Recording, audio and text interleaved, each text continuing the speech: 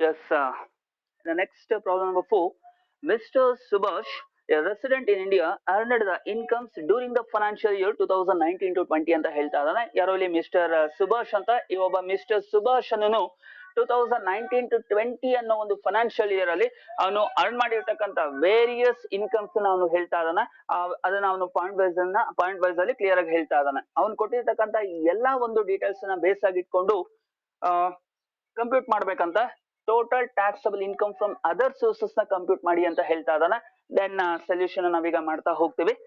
So ಬರ್ಕೊಳ್ಳಿ solution. Computation of taxable income from other sources. Computation of taxable income from other sources, one particulars and two amount columns na tagoli. Already first one inner amount column, next one outer amount column. Computation of taxable income from other sources. Then point number 1, interest on securities ಅಂತ ಕೊಟ್ಟಿದ್ದಾನೆ. Particulars ಅಲ್ಲಿ as it is ಹಾಗೆ ಬರ್ಕೊಳ್ಳಿ. Point number 1, interest on securities.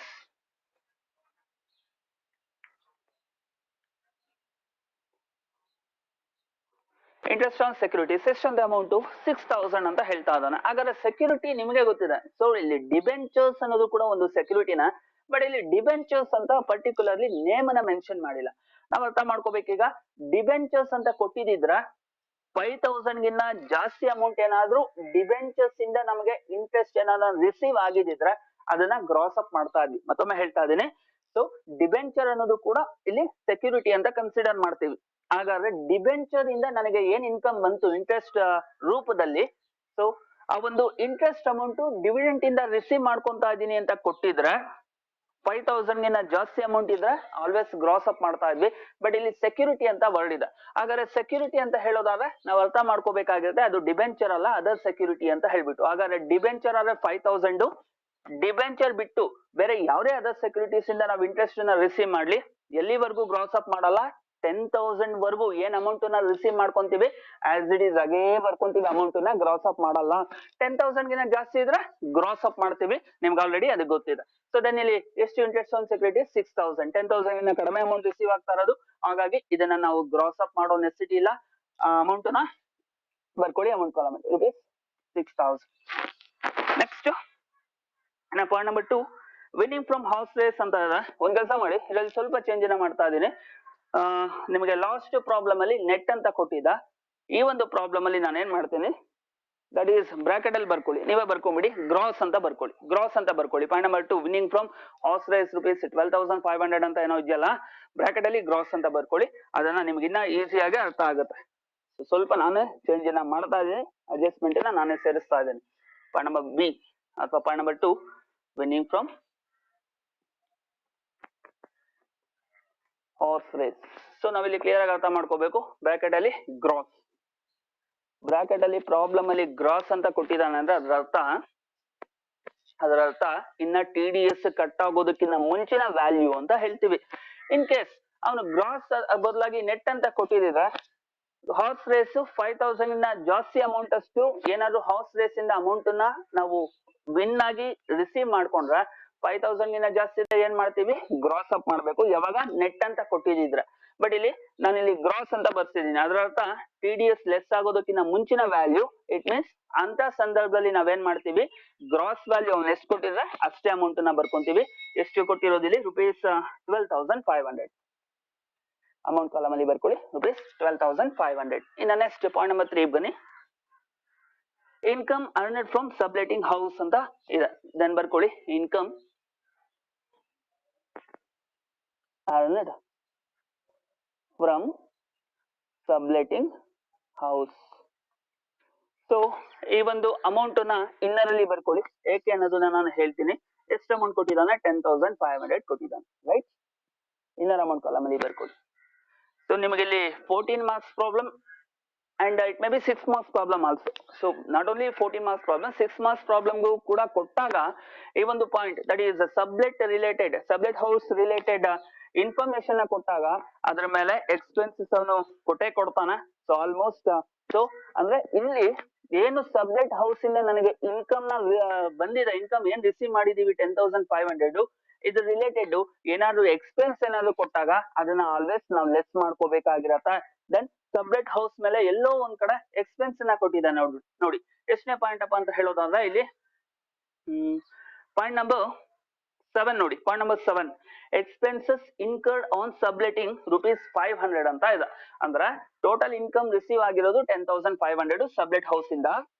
ಅದೇ ರೀತಿನೇ ಆ ಒಂದು sublet house ಮೇಲೆ ಎಕ್ಸ್ಪೆನ್ಸಸ್ ಕೂಡ ಆಗಿದೆ ಅಂತ ಹೇಳ್ತಾ ಇದ್ದಾನೆ.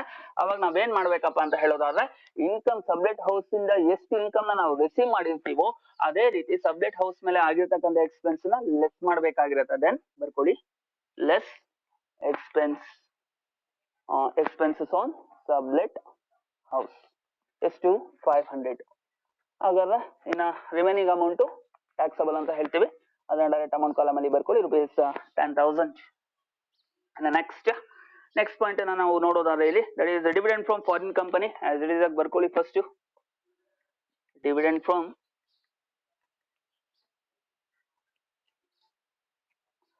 Foreign company.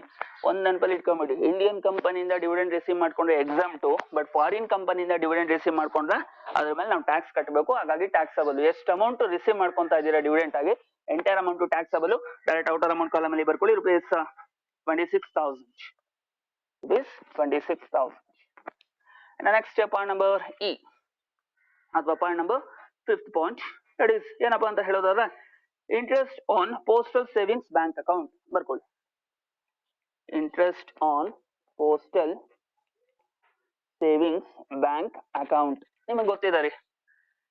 So post office ಇಂದ ನಾವು ಏನು ಇನ್ಕಮ್ ನ ರಿಸೀವ್ ಮಾಡ್ಕೊಂತೀವಿ ಇಂಟ್ರೆಸ್ಟ್ ಆಗಿ, ಅದು ಎಲ್ಲಿವರೆಗೂ ಟ್ಯಾಕ್ಸ್ ಕಟ್ಟೋಂಗಿಲ್ಲ. 3,500 ಒಳಗಡೆ ಎಷ್ಟೇ ಇನ್ಕಮ್ ರಿಸೀವ್ ಮಾಡ್ಕೊಳ್ಳಿ ಪೋಸ್ಟ್ ಆಫೀಸ್ ಇಂದ ಅದ್ರ ಮೇಲೆ ಟ್ಯಾಕ್ಸ್ ಕಟ್ಟೋಂಗಿಲ್ಲ. ಹಾಗಾದ್ರೆ ಇಲ್ಲಿ 3,500 ಗಿನ್ನ ಕಡಿಮೆನ ಅಮೌಂಟ್ ಇಲ್ಲಿ ಇಂಟ್ರೆಸ್ಟ್ ರಿಸೀವ್ ಮಾಡ್ಕೊಂತ ಇರೋದು ಪೋಸ್ಟ್ ಆಫೀಸ್ ಇಂದ ಅಥವಾ ಜಾಸ್ತಿನ?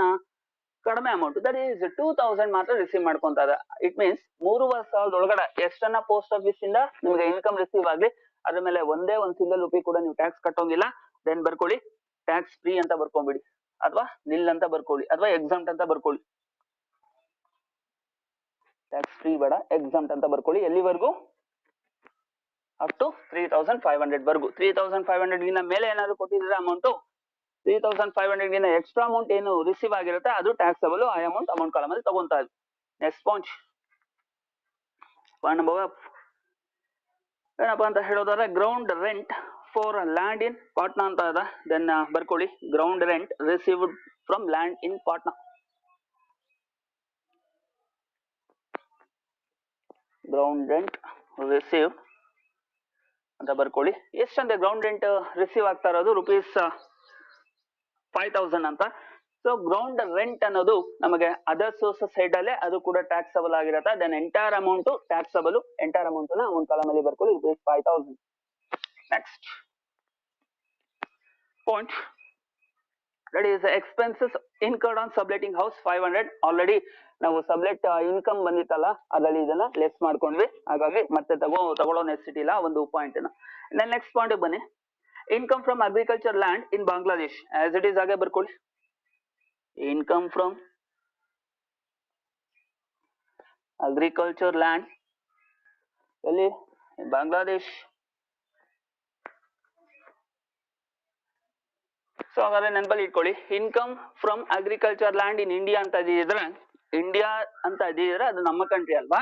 ಹಾಗಾದ್ರೆ ನಮ್ಮ ಕಂಟ್ರಿಯಲ್ಲಿ ಏನೇ ಒಂದು ಅಗ್ರಿಕಲ್ಚರ್ ಲ್ಯಾಂಡ್ ಇನ ರಿಸೀವ್ ಮಾಡ್ಕೊಂಡಿರ್ತಕ್ಕಂಥ ಇನ್ಕಮ್ ಮೇಲೆ ನಾವು ಟ್ಯಾಕ್ಸ್ ಕಟ್ಟೋಂಗಿಲ್ಲ, ಎಕ್ಸಾಮ್ಟ್ ಅಂತ ಬರೀತಾ ಇಲ್ವಾಪ. ಹಾಗಾದ್ರೆ ಇಲ್ಲಿ ಅಗ್ರಿಕಲ್ಚರ್ ಲ್ಯಾಂಡ್ ಇಂದ ಬಂದಿರೋ ಇನ್ಕಮ್ ಎಕ್ಸಾಮ್ಟ್, ಬಟ್ ಎಲ್ಲಾಗಿರ್ಬೇಕು ಅದು ನಮ್ಮ ಕಂಟ್ರಿ ಆಗಿದ್ರೆ ಮಾತ್ರ. ಯಾವ ಕಂಟ್ರಿಯಿಂದ? ಇದು ಬಾಂಗ್ಲಾದೇಶ್ ನಮ್ಮ ಕಂಟ್ರಿಯಲ್ಲಿ ಇಲ್ಲ, ಬೇರೆ country, other country, foreign country. Then foreign country ಅವ್ರ ಅದರ್ ಕಂಟ್ರಿಯಿಂದ ನಾವೇನೇ ಒಂದು ಅಗ್ರಿಕಲ್ಚರ್ ಲ್ಯಾಂಡ್ ಮೇಲೆ ರಿಸೀವ್ ಮಾಡ್ಕೊಂಡಿರ್ತೀವಲ್ಲ ಇನ್ಕಮ್, ಅದರ ಮೇಲೆ ನಾವು ಟ್ಯಾಕ್ಸ್ ಕಟ್ಟಲೇಬೇಕು. Entire amount taxable. ಅಮೌಂಟ್ ನ ಅಮೌಂಟ್ ಕಾಲಮ್ ಅಲ್ಲಿ ಬರ್ಕೊಳ್ಳಿ. ರೂಪೀಸ್ ಎಷ್ಟು ಕೊಟ್ಟಿದ್ದಾನೆ? 20,000. ನೆಕ್ಸ್ಟ್ ಅದೇ ರೀತಿನೇ ನೆಕ್ಸ್ಟ್ ಪಾಯಿಂಟ್ ಹೋಗ್ಬೇಕಾಗಿರತ್ತ. ನೆಕ್ಸ್ಟ್ ಪಾಯಿಂಟ್ ಏನಪ್ಪಾ ಅಂತ ಹೇಳೋದಾದ್ರೆ ಇಲ್ಲಿ ಡೈರೆಕ್ಟರ್ ಫೀಸ್ ಅಂತ ಇದೆ. ಅಫ್ಕೋರ್ಸ್ ಇಲ್ಲಿ ಡೈರೆಕ್ಟರ್ ಆಗಿ ವರ್ಕ್ ಮಾಡ್ತಾ ಇದ್ದಂತ ಅಲ್ಲಿಂದ ರಿಸೀವ್ ಆಗ್ತಾ ಇದೆ. ಸೊ ಡೈರೆಕ್ಟರ್ ಫೀಸ್ ಏನೇ ಇದನ್ನು ಕೂಡ ಅದರ್ ಸೋರ್ಸಸ್ ಅಲ್ಲೇ ನಾವು ತಗೋಬೇಕಾಗಿರತ್ತೆ ಅದು. ಹಾಗಾಗಿ ಡೈರೆಕ್ಟರ್ ಫೀಸ್ ಇಲ್ಲಿ ಅದು ಟ್ಯಾಕ್ಸಬಲ್. ಎಷ್ಟಿದೆ ಅಮೌಂಟು? ಅಷ್ಟು ಅಮೌಂಟನ್ನ ಅಮೌಂಟ್ ಕಾಲಮ್ ಅಲ್ಲಿ ಬರ್ಕೊಳ್ಳಿ 1800. ಇನ್ನು ನೆಕ್ಸ್ಟ್ ಪಾಯಿಂಟ್ ಬನ್ನಿ.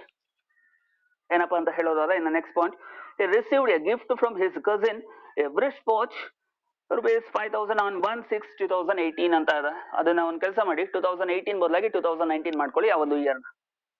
So gift received from cousin ಇದು ಎಸ್ ಬರ್ಕೊಳ್ಳಿ, gift received from cousin. So ಆಗ್ಲೇ ಹೇಳ್ದ, ಸೊ ರಿಲೇಟಿವ್ ಇಂದ ಗಿಫ್ಟ್ ಎಷ್ಟೇ ಬೆಲೆ ಬಾಳುವಂತ ಗಿಫ್ಟ್ ಅನ್ನ ರಿಸೀವ್ ಮಾಡ್ಕೊಳ್ಳಿ, ಅದ್ರ ಮೇಲೆ ನಾವು ಒಂದೇ ಒಂದು ರೂಪಾಯಿ ಟ್ಯಾಕ್ಸ್ ಕಟ್ಟೋಂಗಿಲ್ಲ, ಹಾಗಾಗಿ ಟ್ಯಾಕ್ಸ್ ಫ್ರೀ, ಅದು ಟ್ಯಾಕ್ಸ್ ಫ್ರೀ ಅಂತ ಬರ್ಕೊಳ್ಳಿ ಅಥವಾ ಎಕ್ಸಾಮ್ಟ್ ಅಂತ ಬರ್ಕೊಳ್ಳಿ, tax free. Next point, so ಇನ್ನೇನು ಲಾಸ್ಟ್ ಬರ್ತಾ ಇದೀವಿ. ಅದಕ್ಕೂ ಮುಂಚೆ ಇಲ್ಲಿ ₹700 received by on account pay cheque as interest on debentures in bracket ಅಲ್ಲಿ ಲಿಸ್ಟೆಡ್ ಅಂತ ಹೇಳ್ತಾ ಇದ್ದಾನೆ of a company in which public are substantially interested ಅಂತ ಹೇಳ್ತಾ ಇದ್ದಾನೆ. ಇಲ್ಲಿ ಇಲ್ಲಿ 700 ಅಷ್ಟು ಅವನು ಒಂದು ಯಾವ್ದೋ ಒಂದು ಲಿಸ್ಟೆಡ್ ಡಿಬೆಂಚರ್ಸ್ ಇಂದ 700 ಅಷ್ಟು ಇಂಟ್ರೆಸ್ಟ್ ನ ರಿಸೀವ್ ಮಾಡ್ಕೊಳ್ತಾ ಇದ್ದೀನಿ ಅಂತ ಹೇಳ್ತಾ ಇದ್ದಾನೆ. ಅಫ್ಕೋರ್ಸ್ ಅದ್ರ ಮೇಲೆ ಕೂಡ ಅವನು ಟ್ಯಾಕ್ಸ್ ನ ಕಟ್ಟಬೇಕಾಗಿರತ್ತೆ. ದೆನ್ ಬರ್ಕೊಳ್ಳಿ interest on debentures, interest on debentures ಅಂತ ಬರ್ಕೊಳ್ಳಿ. ಎಷ್ಟು ಡಿಬೆಂಚರ್ಸ್ ಮೇಲೆ ಅವನು ಇಂಟ್ರೆಸ್ಟ್ ರಿಸೀವ್ ಮಾಡ್ಕೊಂತ ಇರೋದು? 700 rupees. ನೆನಪಲ್ಲಿ ಇಟ್ಕೊಳ್ಳಿ. ಇನ್ ಕೇಸ್ 5000 ಗಿನ್ನ ಮೇಲೆ ಇದ್ರೆ ಅದನ್ನ ಗ್ರಾಸ್ ಅಪ್ ಮಾಡ್ತಾ ಇದ್ವಿ, 5000 ಗಿನ್ನ ಕಡಿಮೆ ಅಮೌಂಟ್ ಇದೆ, ಹಾಗಾಗಿ ಎಷ್ಟು ಅಮೌಂಟ್ ಇದೆ ಅಷ್ಟೇ ಅಮೌಂಟ್ ನ ಬರ್ಕೋಬೇಕು, 700.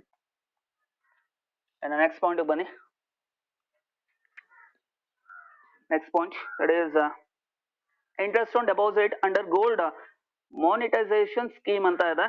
ಸೊ ಆಸ್ ಇಟ್ ಈಸ್ ಆಗಿ ಬರ್ಕೊಂಡ್ಬಿಡಿ, ಇಂಟ್ರೆಸ್ಟ್ ಆನ್ ಡೆಪಾಸಿಟ್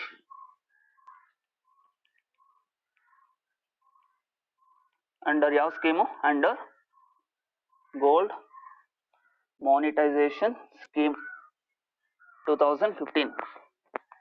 ಸೊ ಇಲ್ಲಿ 2015 ಅನ್ನೋದು ಇಯರ್, ಅದು ಅಮೌಂಟ್ ಅಲ್ಲ ಮತ್ತೆ. ಸೊ ಇಲ್ಲಿ ಒಂದು ಗೋಲ್ಡ್ ಮಾನಿಟೈಸೇಷನ್ ಸ್ಕೀಮ್ ಅಲ್ಲಿ ಅಮೌಂಟ್ ಅನ್ನ ಡೆಪಾಸಿಟ್ ಮಾಡಿದೀವಿ, ಅದರಿಂದ ನಾವು ಇನ್ಕಮ್ ನ ರಿಸೀವ್ ಮಾಡ್ಕೊಳ್ತಾ ಇದೀವಿ. ನೆನಪಲ್ಲಿ ಇಟ್ಕೊಂಡ್ಬಿಡಿ, ಇಲ್ಲಿ ಗೋಲ್ಡ್ ಮಾನಿಟೈಸೇಷನ್ ಸ್ಕೀಮ್ ಇಂದ ನಾವ್ ಏನೇ ಒಂದು ಇನ್ಕಮ್ ನ ಅರ್ನ್ ಮಾಡ್ಲಿ ಅದ್ರ ಮೇಲೆ ನಾವು ಟ್ಯಾಕ್ಸ್ ಕಟ್ಟೋಂಗಿಲ್ಲ, ಹಾಗಾಗಿ ಅದು ಟ್ಯಾಕ್ಸ್ ಫ್ರೀ ಅಂತ ಹೇಳಿ, ಹಾಗಾಗಿ ಎಂಟೈರ್ ಅಮೌಂಟ್ ಟ್ಯಾಕ್ಸ್ ಫ್ರೀ. ಇಲ್ಲಿ ಕೊಟ್ಟಿರ್ತಕ್ಕಂಥ ಎಂಟೈರ್ ಅಮೌಂಟ್ ಟ್ಯಾಕ್ಸ್ ಫ್ರೀ ಅಂತ ಹೇಳ್ಬಿಟ್ಟು ಬರೀತೀವಿ. So next last point, he gets a gift of a house property from friend Mr. Babu on 10/4/2019. Stamp duty value of the property on the date of gift is ₹45,000. So ಇಲ್ಲಿ ಯಾರೋ ಒಬ್ಬ ಇವನ friend ಇದಾನಂತೆ, Babu ಅಂತ ಹೇಳ್ಬಿಟ್ಟು, ಆ ಬಾಬು ಅನ್ನೋ friend ಇಂದ ಒಂದು ಹೌಸ್ ಪ್ರಾಪರ್ಟಿಯನ್ನ ಗಿಫ್ಟ್ ಆಗಿ ಏನ್ ಪಡ್ಕೊಂಡಿದಾನ ಅದ್ರ ಮೇಲೆ ಸ್ಟಾಂಪ್ ಡ್ಯೂಟಿ ಏನ್ ಮಾಡ್ಸಿದಾನ ಆ ಒಂದು ಪ್ರಾಪರ್ಟಿ ಮೇಲೆ, ಆ ಒಂದು ಸ್ಟಾಂಪ್ ಡ್ಯೂಟಿ ಮೇಲೆ ಆಗಿರ್ತಕ್ಕಂಥ ಅಮೌಂಟ್ 45,000. ಹಾಗಾದ್ರೆ 45,000 ಏನ್ ಸ್ಟಾಂಪ್ ಡ್ಯೂಟಿ ಮೇಲೆ ಅಮೌಂಟ್ ಎಕ್ಸ್ಪೆನ್ಸ್ ಆಗಿದೆ ಅದು ಗಿಫ್ಟ್ ರೂಪದಲ್ಲಿ ಮಿಸ್ಟರ್ ಬಾಬು ಕೊಟ್ಟಿರ್ತಕ್ಕಂಥದ್ದು ಅಂತ ಹೇಳ್ತಾ ಇದ್ದಾನೆ. ಹಾಗಾದ್ರೆ ಮಿಸ್ಟರ್ ಬಾಬು ಫ್ರೆಂಡ್ ಅಂತ ಸೊ ನಿಮ್ಗೆ ಗೊತ್ತಿದೆ. ಸೊ ಫಸ್ಟ್ ಇಲ್ಲಿ ಬರ್ಕೊಂಡ್ಬಿಡಿ, ಫಸ್ಟ್ ಇಲ್ಲಿ ಬರ್ಕೊಳ್ಳಿ, gift from mister Babu.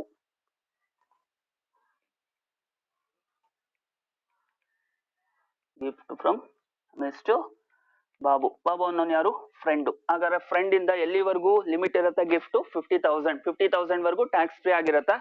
50,000 worth value ಇರ್ತಕ್ಕಂಥ ಗಿಫ್ಟ್ ನ ಅಂದ್ರೆ 50,000ಕ್ಕಿಂತ ಜಾಸ್ತಿ 50,000 ಮೋರ್ ದನ್ 50,000 ವರ್ತ್ ವ್ಯಾಲ್ಯೂ ಇರ್ತಕ್ಕಂಥ ಗಿಫ್ಟ್ ಏನಾದ್ರು ಅವನು ರಿಸೀವ್ ಮಾಡ್ಕೊಂಡ್ರೆ ಫ್ರೆಂಡ್ ಇಂದ, ಆಗ ಅದು ಎಂಟರ್ ಅಮೌಂಟ್ ಟ್ಯಾಕ್ಸಬಲ್. ಇಲ್ಲಿ 45,000, ಹಾಗಾಗಿ ಅದು ಎಕ್ಸಾಮ್ಟ್ ಅಂತ ಬರ್ಕೊಳ್ಳಿ ಅಥವಾ ಟ್ಯಾಕ್ಸ್ ಫ್ರೀ ಅಂತ ಬರ್ಕೊಳ್ಳಿ. ಸೊ ನೆಕ್ಸ್ಟ್ ಇನ್ನ ಏನಾದ್ರು ಇದೆಯಾ? ಏನು ಕೂಡ ಇಲ್ಲ. ದೆನ್ ಟೋಟಲ್ ಮಾಡ್ಕೊಳ್ಳಿ, ಔಟರ್ ಅಮೌಂಟ್ ಕಾಲಮ್ ನ ಟೋಟಲ್ ಮಾಡ್ಕೊಳ್ಳಿ. Taxable income from other sources ಎಷ್ಟು ಬಂತು? ಕರೆಕ್ಟ್ ಆಗಿ ನೋಡಿ ಇನ್ನೊಂದ್ಸಲ. 77,500 82,000 ಬರ್ಬೋದು ನೋಡಿ ಪ್ರಾಬಬ್ಲಿ. ಎಸ್ 82,000 ಬರುತ್ತೆ ನೋಡಿ, 82,000 ಬರುತ್ತೆ ನೋಡಮ್ಮ. ಸೊ ಇಲ್ಲಿ 6,000 plus 12,500 plus 10,000 plus 26,000 plus 5,000 plus 20,000 plus 1,800 plus 700 total rupees 82,000. ಇದನ್ನ taxable income from other sources ಅಂತ ಕರೀರಿ. ಸೊ ಈ ಒಂದು ಪ್ರಾಬ್ಲಮ್ ಅಲ್ಲಿ ಯಾರಿಗಾದ್ರೂ ಏನಾದ್ರು ಡೌಟ್ಸ್ ಇದ್ರೆ ಕೇಳಬಹುದು. Any doubts?